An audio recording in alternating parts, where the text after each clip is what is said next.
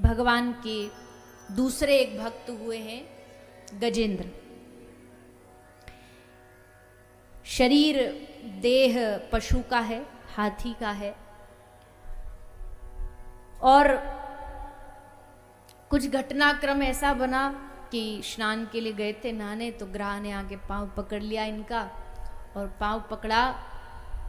इनको अपने बल का बड़ा अभिमान था, और अभिमान जब पैदा होता है तो भगवान कोई ना कोई रास्ता निकाल करके सबसे पहले उस अभिमान को तोड़ते, किसी का भी हो।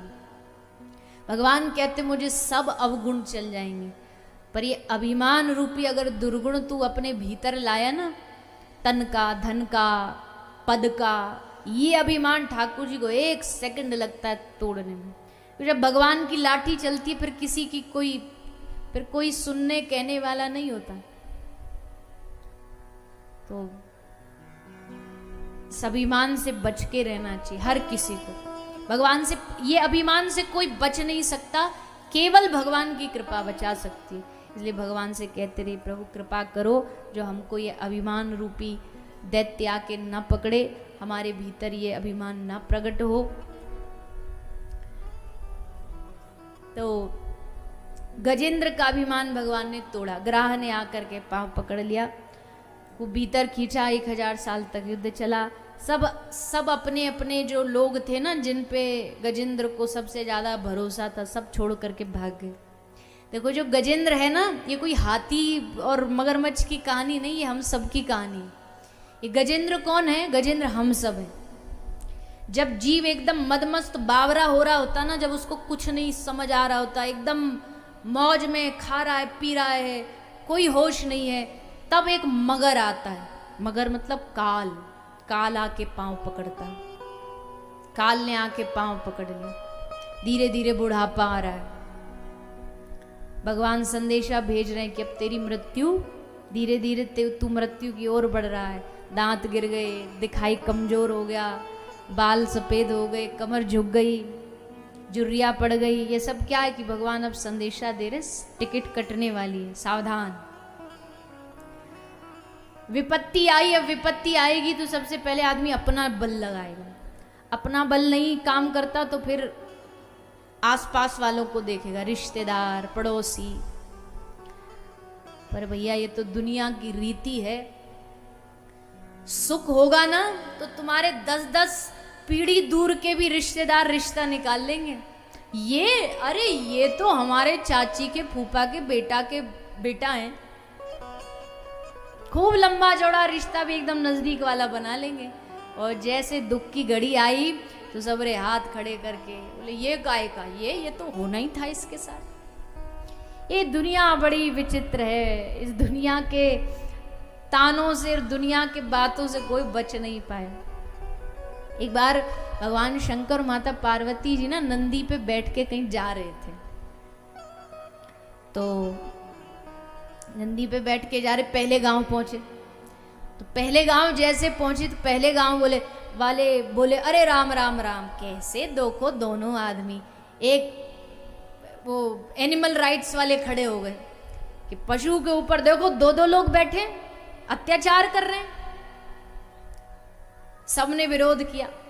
तो भगवान शंकर ने कहा, माता पार्वती जी बोली भगवान शंकर को कि हे नाथ एक काम करो, आप बैठो, मैं नीचे नीचे चलती हूँ पैदल पैदल। अब मैया पैदल पैदल और वो ऊपर बैठ के चल रहे। अगले गांव पहुंचे, जैसे पहुंचे तो अगले गांव बोले राम राम राम। कैसा आदमी है, पति है, खुद ऊपर बैठ के चल रहा है, पत्नी को पैदल पैदल चलवा रहा है, ये कैसा व्यक्ति है। तो भगवान शंकर ने कहा कि एक काम करते देवी, आप बैठ जाओ, मैं पैदल पैदल चलता हूँ। अब भगवान शंकर बैठ गए, माता पार्वती पैदल पैदल अगले गांव पहुंचे। तो अगले गांव वाले बोले अरे देखो देखो भैया, जोरू का गुलाम जा रहा है, खुद तो पत्नी को बिठा रखा ऊपर और खुद चल रहा है नीचे पैदल पैदल। शंकर भगवान बोले देवी तुम भी नीचे आ जाओ, हम दोनों ही पैदल चलेंगे। सो दोनों ही पैदल चलने लगे। और दोनों पैदल चले और अगले गांव, अब भगवान शंकर बोले अब कोई थोड़ी कुछ बोल देगा, पर जैसे अगले गांव में पहुंचे तो गांव वाले बोले अरे राम राम राम, देखो कैसे लोग हैं, बुद्धि नहीं है, वाहन है फिर भी पैदल पैदल जा रहे हैं। भगवान शंकर ने कहा धन्य है ये जनता, धन्य है ये लोग, ये किसी को नहीं छोड़ते, ये दुनिया किसी को नहीं छोड़ती। मैं तो कहती हूँ कि भगवान शायद बनाई दुनिया इसलिए, और काम ही क्या दुनिया का, यही काम है, जो आगे बढ़ रहा उसे टांग पकड़ के खींचो नीचे। हम तो डूबेंगे सनम, पर तुम्हें भी ले डूबेंगे। ये संसार की रीति हर युग में ये हुआ है। तो जो जितना जल्दी सत्यता को समझ जाए उसके लिए उतना भला है। कि भैया अकेले आए थे, अकेले जाएंगे, तुम्हारा संग कोई देने वाला नहीं है। तो गजेंद्र का सब साथ छोड़ के भाग के, जब तक सुख था सबरे साथ चिपके बैठे थे, जैसे लगा कि अभी डूबा सब छोड़ के चले गए, ये तो मरेगा मरेगा, इसके साथ हम भी भूखे प्यासे मरेंगे, सब छोड़ के चले गए। गजेंद्र ने अपना बल लगाया, वो भी खत्म हो गया, और जब वो भी खत्म हो गया तब अब कहाँ जाऊं, तब गजेंद्र ने रोते रोते आंख में आंसू ला करके भगवान को पुकारा। सिंधु बीच बसत ग्राह चरण, द्वारिका में शब्द गयो शोर भयो भारी, शंख चक्र गदा पद्म गरुड़ ले सिधारे, सूर कहे शाम सुनो शरण है तिहारे, अब के बेर पार करो नंद के दुलारे। तो जैसे गजेंद्र ने भगवान को पुकारा, भगवान सब गरुड़ की गति भी भूल भाल के भगवान नंगे पांव दौड़े, नंगे पांव दौड़ करके आए, गजेंद्र ग्राह दोनों को बाहर निकाला। तो गजेंद्र ग्राह दोनों पर श्री ठाकुर जी ने कृपा की है, गजेंद्र उद्धार हुआ है। फिर आगे समुद्र मंथन हुआ, समुद्र मंथन में कई सारे रत्न निकले हैं, अमृत निकला, अमृत के कारण देवता दानवों में छीना झपटी हुई, मोहिनी अवतार हुआ, और फिर देवताओं का स्वर्ग जो दैत्यों ने लूट लिया था उसको वापस दिलाने के लिए भगवान ने वामन अवतार धारण किया। वामन भगवान प्रगटे, बलि के द्वार पर पहुंचे और बलि के द्वार पर जाके 3 पग भूमि दान में मांगी। देखो जी, हल्ला मचाने की आवश्यकता नहीं है, थोड़ा मौसम अब होना भी चाहिए। अब ठाकुर जी जन्म लेने वाले हैं तो बढ़िया है, ऐसा मौसम हो जाए तो लगे कि भादो आ गई, अष्टमी आ गई। भीग लोगे थोड़ा सा तो कौन से गल जाएंगे। अरे ठाकुर जी का जन्म हुआ है, आज तो भीगना बनता है। तो थोड़ा कोई, वैसे तो पूरा हमारे बंटी भैया ने खूब बढ़िया व्यवस्था टेंट की करी है, पर अब आप लोग आए ही इतने सारे हो कि अब बाहर सब थोड़ी बहुत व्यवस्था हो जाती है, तो थोड़ा पीछे पीछे जहाँ जगह हो, इधर जहाँ जगह हो, सब आ जाइए और एकदम शांति से सब। अभी लाल जी के उत्सव की ओर हम सब बढ़ेंगे, ठाकुर जी का प्रागट्य होगा, उसका खूब आनंद से उल्लास से दर्शन करेंगे, लाल जी का दर्शन करेंगे। अब भाव तो ये रहता है कि कथा और लंबी करें, पर कुछ ना कुछ 2 दिन से मौसम अपने खुमारी में आ जाता है, तो फिर समय पे विश्राम करना पड़ता। पर आज तो ठाकुर जी का उत्सव है, तो सब भाव से आनंद से उत्सव का आनंद लेंगे। वामन भगवान बलि के द्वार पर आए, एक ब्राह्मण द्वार पर आया है तो उसका सम्मान हर गृहस्थ को, हर सदगृहस्थी को बड़े सम्मान के साथ करना चाहिए। तो जैसे श्री वामन भगवान पधारे, बलि अपना यज्ञ छोड़ के आ गया। सो कहिए महाराज क्या लेंगे आप, क्या दें हम आपको दान में। देखो दान का मजा तो तब है ना जब याचक की मन की मर्जी का दिया जाए, याचक अपनी मन मर्जी का मांगे। मांगने वाले भी कई प्रकार के होते हैं ना, और आजकल के तो महाराज मांगने वाले भी बड़े एडवांस हो चुके हैं। पहले के भिखारी बेचारे बड़े सीधे होते थे, आजकल तो एक गया माता के पास, बोल मैया रोटी, तो मैया बोली बाबा भी 1 घंटा का समय, 1 घंटे बाद आना रोटी लेने के लिए। तो बोला लो हमारा व्हाट्सएप नंबर ले लो, रोटी बन जाए तो हमको मैसेज भेज देना, हम आ जाएंगे लेने के लिए। आजकल तो भिखारी भी एडवांस है। पर याचक जिसको आवश्यकता हो, और दानी जिसका हाथ कभी भी, जिसकी जिव्या कभी भी ना कहने के लिए ना बढ़े। भगवान ने सामर्थ्य दिया है तो खूब सबकी सेवा करेंगे। तो वामन भगवान ने कहा कि बलि अगर तू देना ही चाहता है, एक काम कर, हमको 3 पग भूमि दान में दे दो, केवल 3 पग भूमि। तो बलि बोला महाराज 3 पग भूमि में क्या होगा, कुछ भी नहीं, एक ढंग से आपकी कुटिया भी नहीं बन पाएगी। वामन भगवान बोले हमको कुटिया बनानी नहीं, हमको तो शांति से बस परिवाजक की तरह हम यहाँ से वहाँ जा करके बस रोटी मांग के खाने वाले ब्राह्मण हैं, देना हो तो दो, नहीं हम चले। ले ना प्रभु अब आप कह रहे हो इतना तो ले लो। अब ये बात बलि के गुरु शुक्राचार्य जी के कान में पहुंच गई कि कोई ब्राह्मण आया है।